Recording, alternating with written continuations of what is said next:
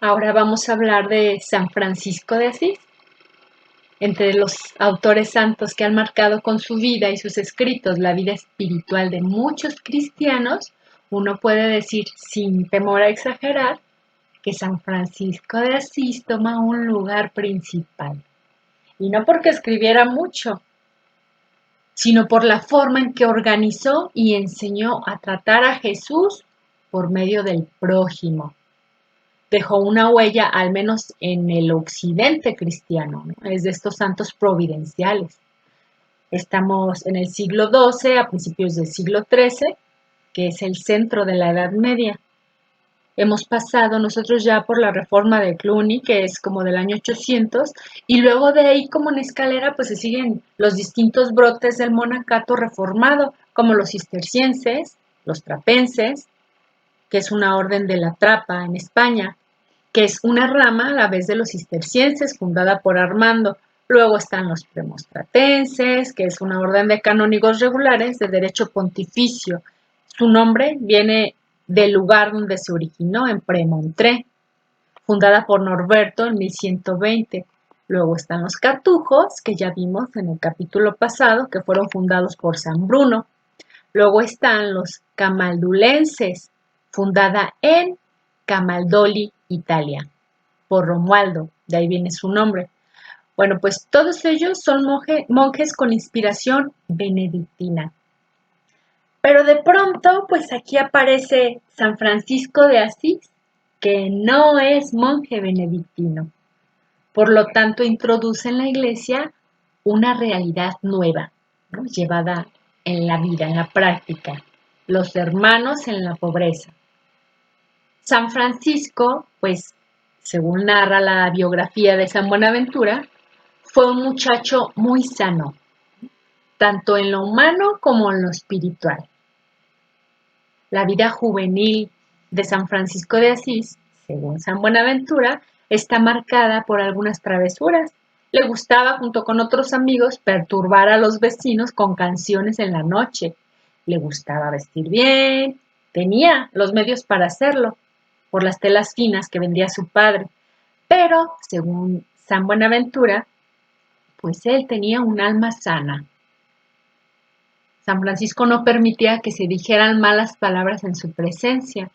No era dado a las groserías, ni tampoco se le conoce en su juventud faltas o vivencias que atentaran contra la castidad, ¿no? Por el contrario de algunos que dicen, bueno, pues esta es una muy buena fuente, la de San Buenaventura, San Francisco era un alma limpia. Se sabe que era bastante noble de corazón, porque en un conflicto que hubo donde vivía en Perugia, estaban los pobres y los ricos. Y él peleó del lado de los pobres y entonces lo hacen prisionero. Mientras están los años de juventud, de los veintitantos años, él empieza a tener estas mociones del Espíritu Santo que lo animan a tener un trato más intenso con Dios. Y aunque seguía viviendo en su casa y juntándose con sus amigos, pues él se iba a una cueva a estar en oración. Al principio esta conducta pues no atrae la atención de los demás, hasta que experimenta un fuerte amor por los pobres. Y entonces es donde tiene lugar este suceso famoso, que por amor a los pobres va a regalar un lote de telas que no eran suyas, sino de su papá. Cuando su papá se entera y San Francisco no quiere entrar en razones, pues su papá lo lleva a juicio, como se acostumbraba en aquella época, que iban con el obispo para que juzgara y pusiera penitencia. Entonces San Francisco dice que las únicas telas que tiene son las que trae puestas. Entonces se las quita y el obispo lo cubre con su capa. Él comenzó con una túnica y descalzo a predicar en las calles. Y luego ya después pronto se le unieron 3 discípulos. Después fueron 8 y ya luego fueron creciendo. La manera de conocer la espiritualidad de San Francisco es leyendo de los biógrafos lo que escribieron de él, donde narran por qué empezó a hacer lo que estaba haciendo y de lo poco que él escribió, dice así en su testamento: El Señor me dio de esta manera a mí, hermano Francisco, el comenzar a hacer penitencia. Bueno, obvio que hay algún movimiento en su alma que lo va a llamar a vivir una vida menos cómoda, menos aburguesada, como a la que él estaba acostumbrado. No es que fuera algo malo, sino que no le satisface trabajar como su papá para tener más riquezas y empieza a sentir ese deseo de vivir de una manera pues más austera. Y aunque al principio solo es una idea, hay un punto en concreto que le causa especial dificultad, que es un obstáculo para él. Él escribe, porque como estaba en pecado, me parecía extremadamente amargo ver a los leprosos, y el Señor mismo me condujo entre ellos, y practiqué la misericordia con ellos, y al apartarme de los mismos, aquello que me parecía amargo se me convirtió en dulzura del alma y del cuerpo. ¿No? San Francisco aquí describe lo que ha ido pasando en su alma y como sabemos, después de este evento con su padre, pues él quiere como penitencia estar entre los pobres que no le agradan. Pero él dice que como estaba en pecado, le repugnaban. Así que justamente el pecado hace que se tenga desprecio ante los necesitados, ante los indigentes, ante los enfermos. Hoy en día tal vez serían como los viene y los limosneros de los semáforos. Pero San Francisco se animó a estar entre los pobres y narra, de hecho, cómo besó el pie de un leproso y pues él tendió a vivir de esta manera.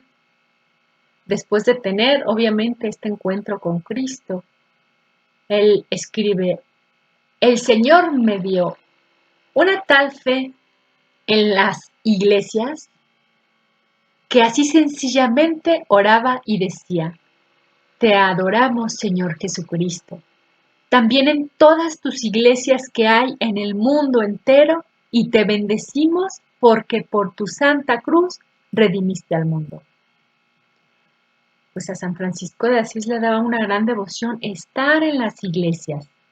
Él va a Compostela, luego de misiones en Marruecos, en Túnez, en Siria, etcétera, pero le da mucha devoción las iglesias y ahí reza de esta manera, alabado el Señor Jesucristo.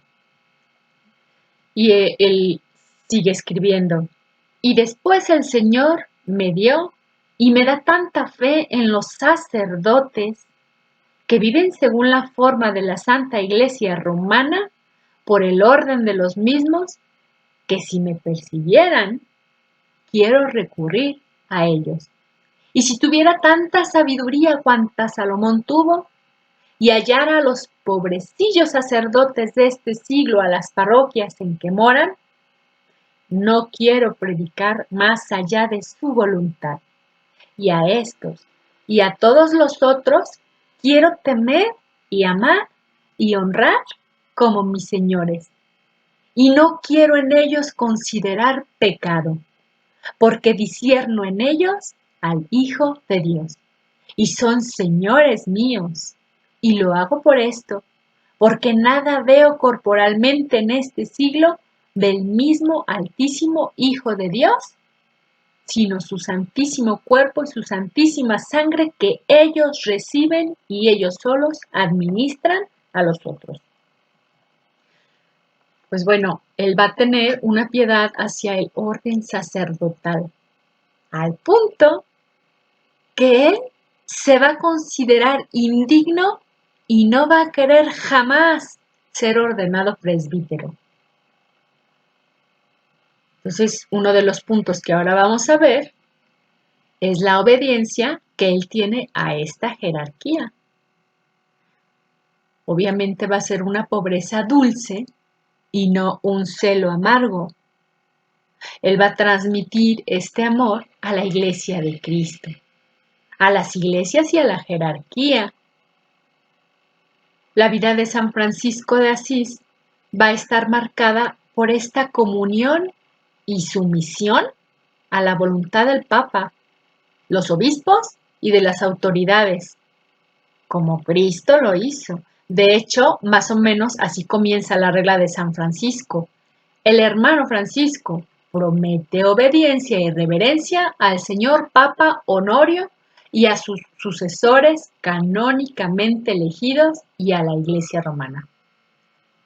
En este testamento, pues él va empezando ¿no? Va empezando como a vislumbrarse el perfil de la vida de San Francisco. Y empieza entonces a narrar lo que él empezó a vivir. A donde quiera que él iba, empezaba a invitar a los hombres en las plazas, en las calles, se hacía el encontradizo y les empezaba a hablar del Evangelio. Y entonces les invitaba a llevar una vida concorde al Evangelio. Luego ya su comunidad pues empezó a crecer. Él escribió, y así el Señor me dio hermanos. Nadie me enseñó qué debía hacer, sino que el Altísimo mismo me reveló que debería vivir según la forma del Santo Evangelio. Bueno, pues él lo que quería era poner en práctica el Evangelio, que consistía básicamente en vivir la pobreza, en llevar una vida de oración y en animar a la gente a la conversión. Cuando Francisco de Asís va con el Papa Inocencio III, ya después a presentarle el modo de vida de estos frailes, pues prácticamente la regla no es otra cosa que frases del Evangelio, ¿no? Con ciertas anotaciones bastante radicales, tantas que el Papa mismo dice, bueno, sí, vamos a estudiarlo bien porque tampoco es tan radical o tan fuerte. Pues estaba un poco asustado, ¿no? Del heroísmo que le pedían los frailes. Escribe San Francisco, aquellos que venían a tomar esta vida daban a los pobres todo lo que podían tener. Y escribe Tobías 1:3. Y estaban contentos con una túnica, forrada por dentro y por fuera, el cordón y los paños menores. Y no queríamos tener más. Ellos vivían en las orillas de los pueblos, ellos se quedaban ahí, en los bosques, en los graneros, donde la gente los acogiera en algún techo. Luego iban al pueblo y ahí la gente les daba de comer. Y ellos mientras les hablaban de Dios. El mismo testamento nos describe y nos da como pinceladas de en qué consistía su vida espiritual, tanto en lo interno como en lo externo. Él escribe, los clérigos decíamos el oficio como los otros clérigos. O sea, que se entraba en el orden clerical, aunque no estuvieran ordenados. A ellos se les llamaba órdenes menores y tenían ciertas obligaciones. Por ejemplo, escribe San Francisco, los laicos decían los padres nuestros y muy gustosamente permanecíamos en las iglesias, ¿no? Es decir, los que sabían rezar los salmos, pues rezaban el oficio. Él tenía cultura y por eso lo pudieron tonsurar, que es rasurar el pelo de la coronilla, pero a los demás que se habían unido a los laicos, pues eran gente mucho más sencilla que no sabían leer. Entonces, en vez de rezar los oficios, pues iban repitiendo Padres Nuestros. De hecho, él escribe, y éramos iletrados y súbditos de todos. Y yo trabajaba con mis manos, y quiero trabajar. Y quiero firmemente que todos los otros hermanos trabajen en trabajo que conviene al decoro. Los que no saben, que aprendan, no por la codicia de recibir el precio del trabajo, sino por el ejemplo y para rechazar la ociosidad. Y cuando no se nos dé el precio del trabajo, recurramos a la mesa del Señor, pidiendo limosna de puerta en puerta. Bueno, pues ellos entonces también trabajaban, se dejaban contratar hasta en las casas o en la siembra y había muchos trabajos que eran temporales como construir muros, ¿no? De hecho, cuando el Señor le da a entender que arregle su iglesia que se está cayendo, pues él físicamente se pone a arreglar la capilla de San Damián.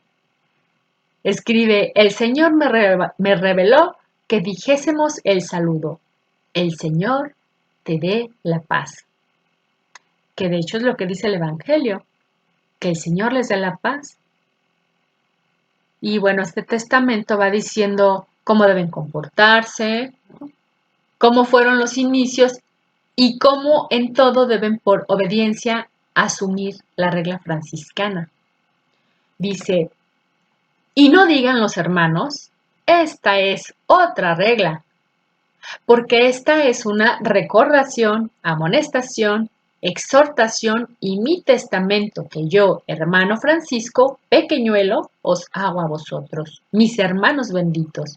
Por esto, para que guardemos más católicamente la regla que hemos prometido al Señor. Y el mismo general y todos los ministros y custodios estén obligados por obediencia a no añadir ni quitar en estas palabras.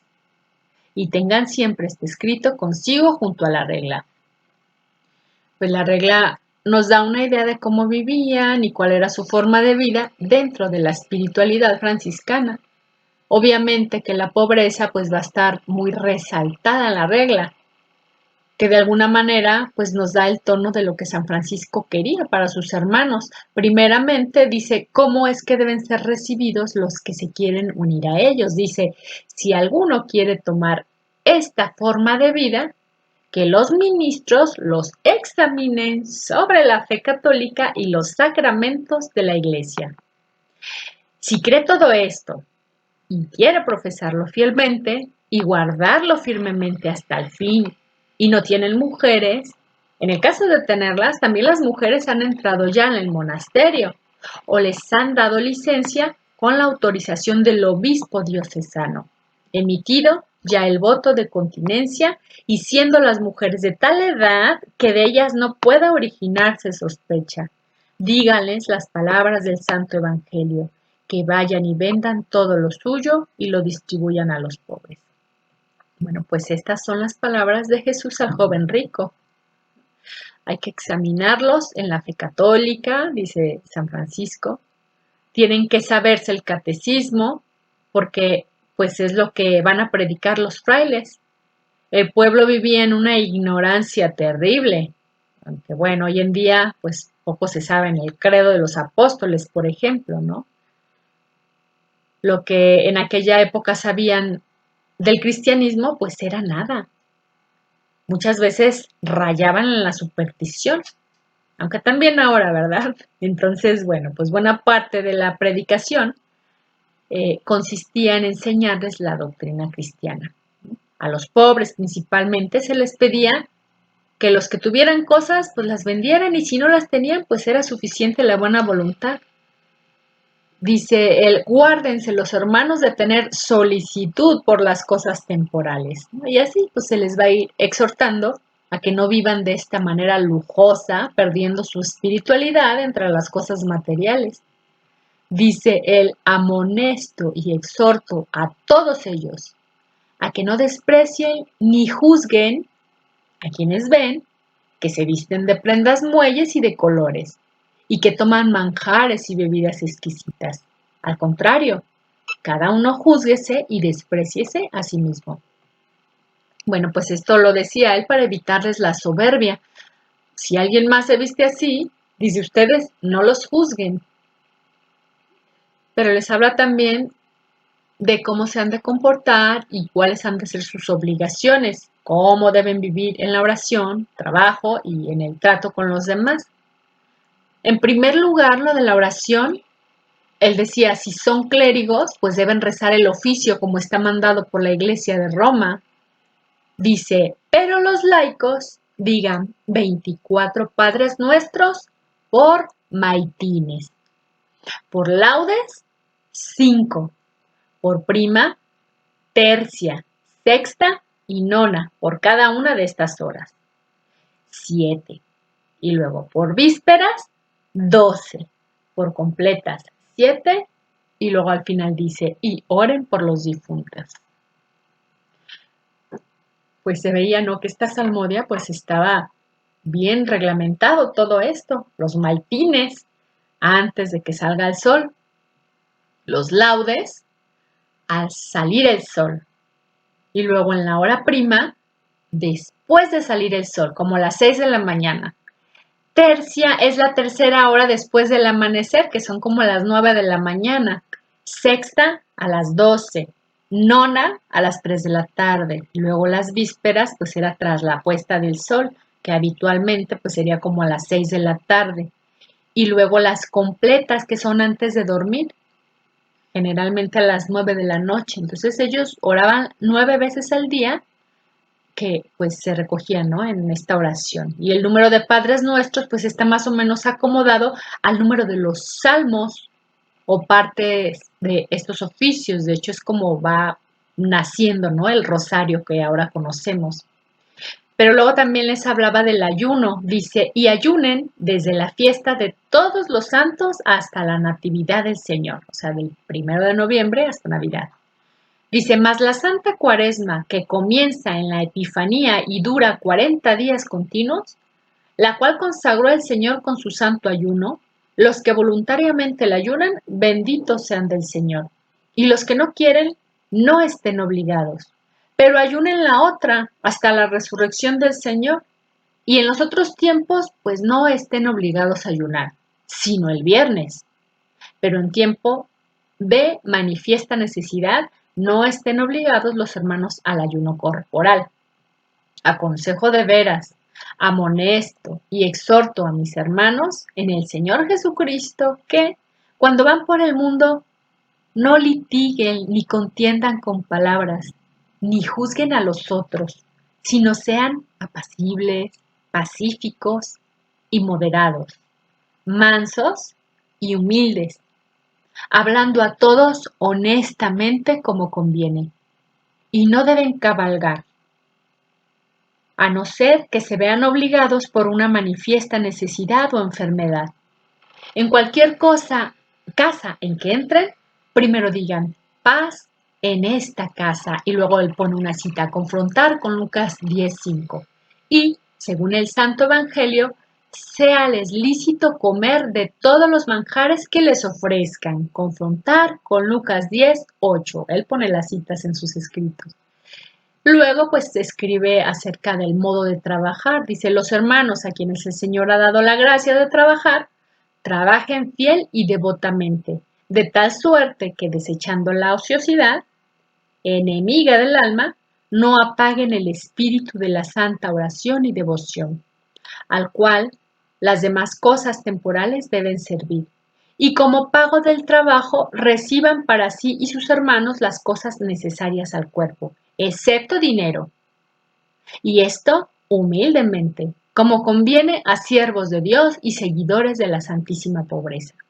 Los hermanos nada se apropien, ni casa, ni lugar, ni cosa alguna, y como peregrinos y forasteros de este siglo, sirviendo al Señor en pobreza y humildad. Bueno, pues obviamente la regla insiste en la pobreza, en la manera de conducirse con austeridad.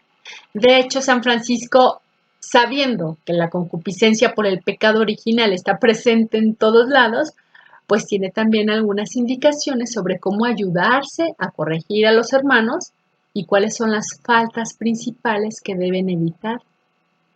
En San Francisco de Asís, todo es más sencillo, ¿no? Algunas cosas un poco más elaboradas, pero pues nos permite ver la espiritualidad que tenía, ¿no?, San Francisco de Asís.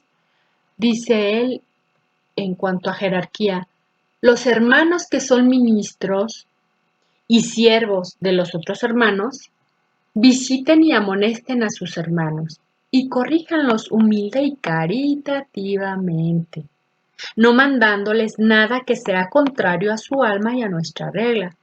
Mas los hermanos que son súbditos recuerden que, por Dios, negaron sus propias voluntades, por lo que firmemente les mando que obedezcan a sus ministros en todo lo que el Señor prometieron guardar y no es contrario al alma y a nuestra regla. Y donde quiera haya hermanos que sepan y conozcan que no pueden guardar espiritualmente la regla, a sus ministros pueden y deban recurrir. Y los ministros recíbanlos caritativamente y benignamente, y tengan tanta familiaridad para con ellos que los hermanos pueden hablar y obrar con ellos como los señores con sus siervos, pues así debe de ser, que los ministros sean siervos de todos los hermanos. Amonesto de veras y exhorto en el Señor Jesucristo que se guarden los hermanos de toda soberbia, vanagloria, envidia, avaricia, cuidado y solicitud de este siglo, detracción y murmuración. Y los que no saben letras, no se cuiden de aprenderlas, sino que atiendan a que sobre todas las cosas deben desear tener el Espíritu del Señor y su santa operación. Seguramente San Francisco, al escribir citas bíblicas, pues él hace notar que son importantes, pero no por erudición, sino por desear tener el Espíritu del Señor. Dice, orar siempre a Él con puro corazón y tener humildad, paciencia en la persecución y en la enfermedad, y amar a esos que nos persiguen, nos reprenden y nos acusan, porque dice el Señor, amad a vuestros enemigos y orad por los que os persiguen y os calumnian. Mateo 5:44. Bienaventurados los que padecen persecución por la justicia, porque de ellos es el reino de los cielos. Mateo 5:10. Mas el que persevere hasta el fin, ese será salvo. Mateo 10:22. Sin duda alguna, pues esta es una gran llamada a la humildad. Y entonces uno completa la estructura de la regla echando un vistazo a las llamadas admoniciones, ¿no? Que son amonestaciones. Son una serie de consejos que hace San Francisco de Asís en sus escritos. No todos los escribió él, sino que los recogieron sus seguidores, que son indicaciones importantes y firmes de la vida espiritual de San Francisco. Dan a conocer cómo quería él que sus hermanos bebieran de la misma fuente. El centro de su espiritualidad es la contemplación de la humanidad de Cristo. Ahí es donde él encuentra el manantial de su vida espiritual. San Francisco está convencido de que ahí, en la contemplación, es donde se medita el misterio de Cristo, especialmente en su humanidad paciente. En esta humanidad paciente es en donde el cristiano encuentra esta fuerza, el alimento e inspiración para su propia vida en la imitación del Señor. San Francisco pues se fue como compenetrando con la humanidad de Jesús. Él quería identificarse con la espiritualidad de Cristo, al punto que recibe los estigmas, ¿no? Que son pruebas de su humanidad. Podía sufrir, podía padecer. Es lo que San Francisco trataba de transmitirle a sus hermanos, ¿no? Que huyeran de aquella espiritualidad no cristiana en las que no hay incomodidades, ni sufrimientos, ni contrariedades que derivan de la carne, del cuerpo, del cansancio por el trabajo. Por contraste, pues uno puede entender que alrededor de esta época también han ido apareciendo movimientos de cierto entusiasmo espiritual no cristiano, incluso dentro de la misma iglesia, donde la vida cristiana va a estar concentrada en las experiencias místicas y sobrenaturales, ¿no? Totalmente desvinculados del cuerpo. San Francisco no aprendió esto por estudiar teología o la historia de la espiritualidad, sino en la iglesia, en el trato con los pobres, en la lectura del Evangelio, en la meditación, rumiando la palabra. Es sorprendente la cantidad de citas de los textos franciscanos que aparecen, en los que aparece la escritura. San Francisco entonces anima a que se concentre en el misterio de la carne de Cristo, y no solo físicamente, sino con los ojos espirituales, porque él insiste en contemplar esta humanidad de Cristo, de donde va a nacer su espiritualidad. Él va a concentrarse con una gran devoción en la Eucaristía. Dice él, este es verdaderamente el cuerpo de Cristo. Ahí es donde se encuentra.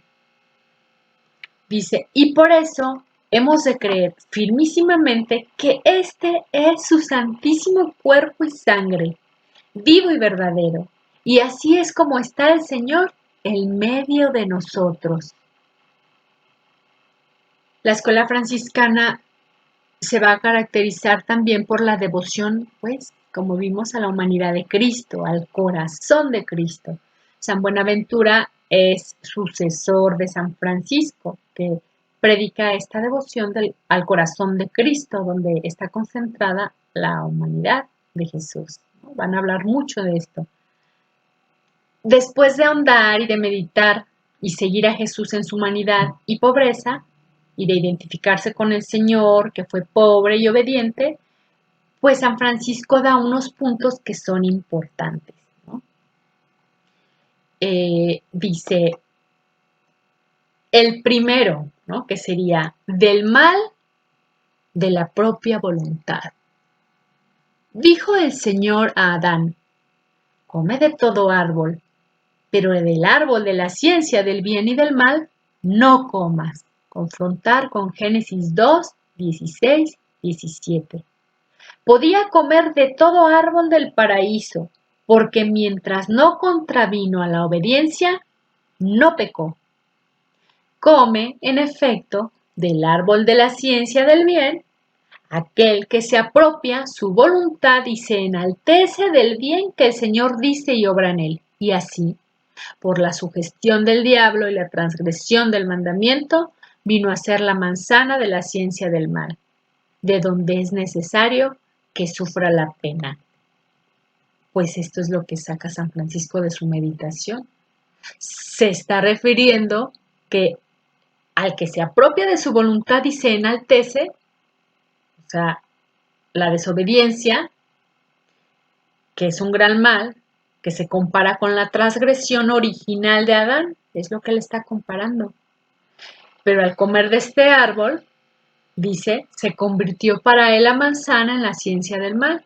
Aprendió el hombre entonces a hacer el mal y de ahí que se llame ciencia del mal. No es interesante esta interpretación que hace San Francisco, ¿no? El que desobedeció el mandamiento de Dios se llenó de orgullo y se enalteció, se apropió del bien que el Señor dice y obra en él. Entonces la verdadera ciencia del bien está en reconocer que el bien nos viene de Dios, que nuestro verdadero bien está en la unión con Dios, nuestro Señor, con el Creador. Después de esto, San Francisco pues insiste en el valor de la obediencia. Dice, de la perfecta obediencia, que sería el siguiente punto. Dice el Señor en el Evangelio, el que no renuncie a todo lo que posee, no puede ser discípulo mío. Confrontar con Lucas 14:33. Y el que quiera salvar su vida, la perderá. Lucas 9:24. Deja todo lo que posee y pierde su cuerpo, el hombre que se ofrece a sí mismo, todo entero, a la obediencia en manos de su prelado. Aquí San Francisco está interpretando la renuncia no tanto en el despojo de los bienes externos, sino en someterse al superior, dejar el apego a la propia voluntad, al propio deseo. Dice, y todo lo que hace y dice que él sepa que no es contra la voluntad del prelado, mientras sea bueno, lo que hace es verdadera obediencia. Y si alguna vez el súbdito ve cosas mejores y más útiles para su alma que aquellas que le ordena el prelado, pues que sacrifique voluntariamente sus cosas a Dios y aplíquese en cambio a cumplir con obras las cosas que son del prelado, pues esta es la obediencia caritativa, porque satisface a Dios y al prójimo, ¿no? Esta, según San Francisco, es la verdadera obediencia. No hacer mi voluntad, sino la del superior, aunque lo que yo vea me parezca mejor y más útil. Lo escribe por algo, dice, pues hay muchos religiosos que, sobre pretexto de que ven cosas mejores que las que les ordenan sus prelados, miran atrás y vuelven al vómito de la propia voluntad. Estos son homicidas y, a causa de sus malos ejemplos, hacen que se pierdan muchas almas.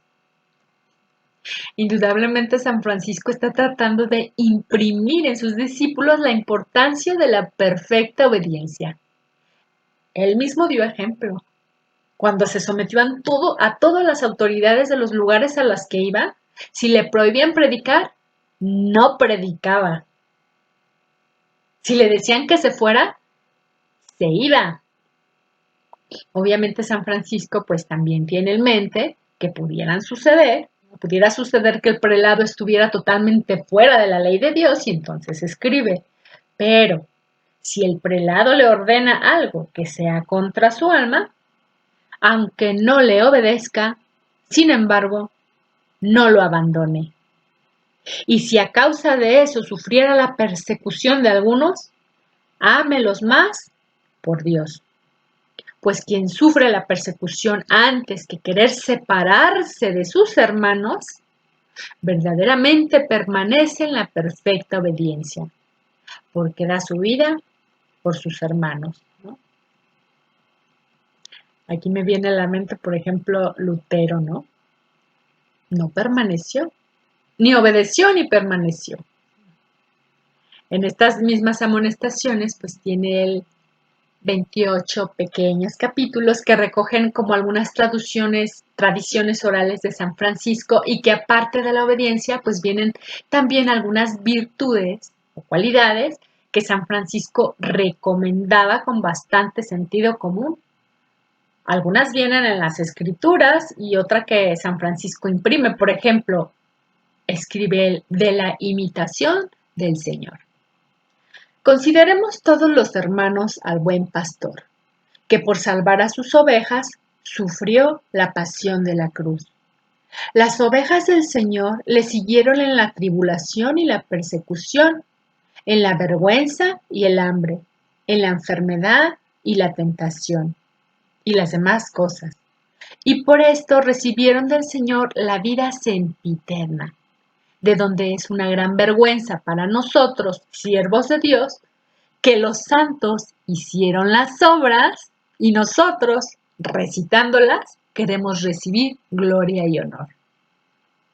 Wow, es decir, querer sentirse santos por predicar el Evangelio o la vida de los santos solo por conocerla y repetirla de palabra, cuando del dicho al hecho, pues hay mucho trecho. El siguiente punto es del pecado de envidia que se ha de evitar.